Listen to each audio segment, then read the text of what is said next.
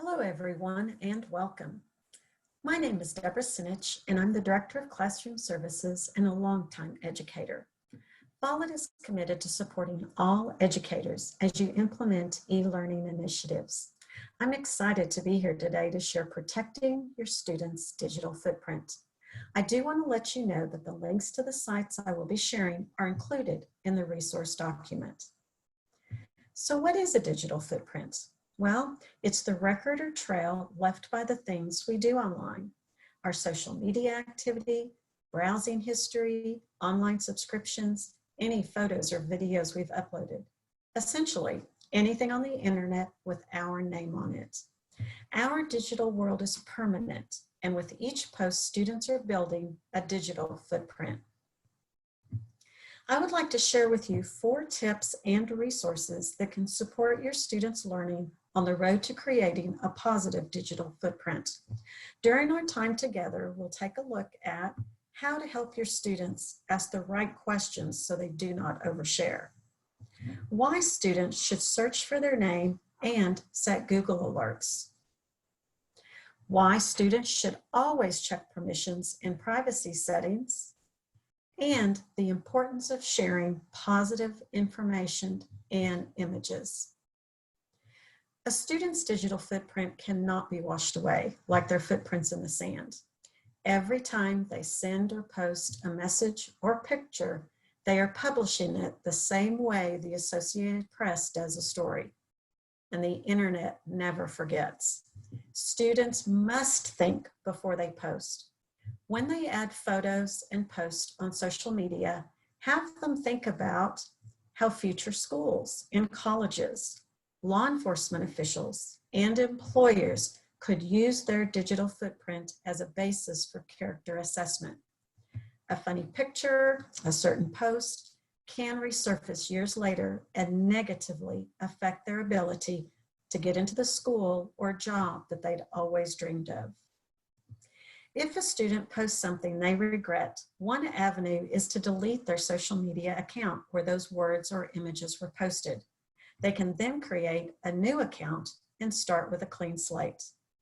A good rule of thumb is, if you would not want your grandmother to see it or read it, you probably should not send it or post it. Another tip is to have your students enter their name in several search engines. Try having them type their name or their username into the search engine, and it can help students find what's easily available about them online. Remember, if your students can find it, then so can other people. Setting up a Google alert is another way to keep an eye on their name. To create an alert, they will need to be logged into a Gmail account. If they have a common name, it may help to attach keywords to their search, such as activities that may be associated with their name.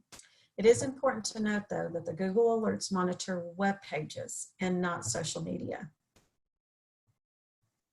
Students should set permissions and privacy setting for their apps and websites. In a world where anything created online can be copied, pasted, and sent to thousands of people in a heartbeat, privacy starts to mean something different than simply guarding personal information. Many apps will ask for permission to use your data when you install them, including things like your contacts, your photos, and messages. Students need to be careful about what they agree to and pick apps and browsers that protect their privacy. Most social media sites will set your account to public by default. Changing their privacy setting lets students control who can see their posts and whether they'll appear on search engines. This excellent site from the University of Texas shares tips on changing privacy settings for most of the commonly used social media platforms. Remember, with or without privacy controls, Facebook and others still record and uses every scrap of information it gets to better determine its users' marketing demographics. While there are many things students should not share online, it is a good idea for them to create a positive digital footprint. Encourage your students to share things they'd be happy with anyone seeing, things they're proud of. When they post comments to other people, they should try being supportive and positive. For example, why not write a blog to promote all the great things they're doing? Fundraise for a charity using an online sponsorship page, or create a video to teach others something new. This is not only positive for those who they interact with now, but it can have positive effects for their future endeavors. Here's another great resource you can use with your students.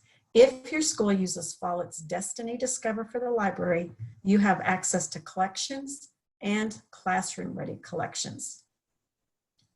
Collections allows you to store and share digital resources such as web pages, lesson plans, videos, and more. They're public collections that have been shared out by other educators, and private ones that you can create for your own classroom. Follett's Classroom Ready Collections, or CRCs, is a library of open educational resources that have been curated and vetted by former K-12 teachers working at Follett.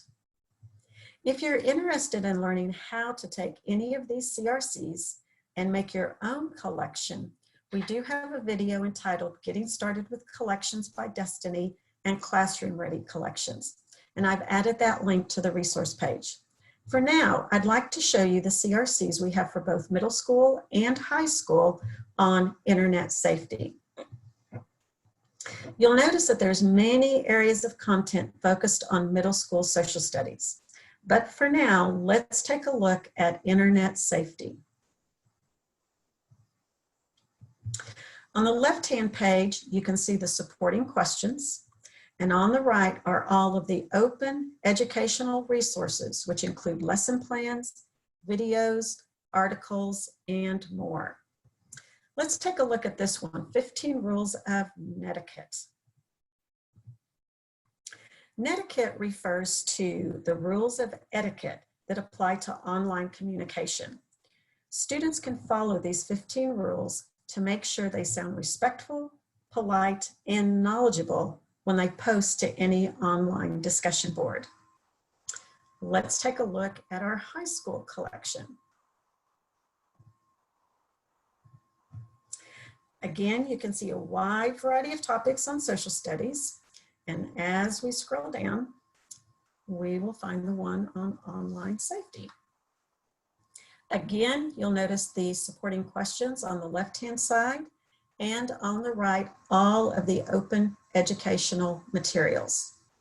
Let's jump into this one on how your digital footprint matters. This resource by the Internet Society provides a series of modules that students can work through that include articles as well as videos. And again, I'd like to remind you that I have included the link to the video on how to create your own collection on the resource page. An additional set of resources I would like to share are those that I have created for you on Wakelet. These are entitled Protecting Your Digital Footprint, and they are all excellent sources that you could use with your students. This first one is the link that I showed you earlier to the University of Texas Center for Identity, and I would highly recommend that you do share it with your students for them to set their privacy controls. Next, we see a great article from the New York Times that's focused on what college admission boards look for in a student's digital footprint. Here is a great lesson plan and video from Common Sense Media, and I've included much, much more. And I hope that you will find these resources helpful to you and to your students. Here is the video link to the video I have mentioned a couple of times on getting started on your own collection. I'd like to conclude with this Lakota Native American proverb: we will be known forever by the tracks we leave. For more information, please visit us at follettcommunity.com. And I'd like to thank you so very much and have a wonderful day.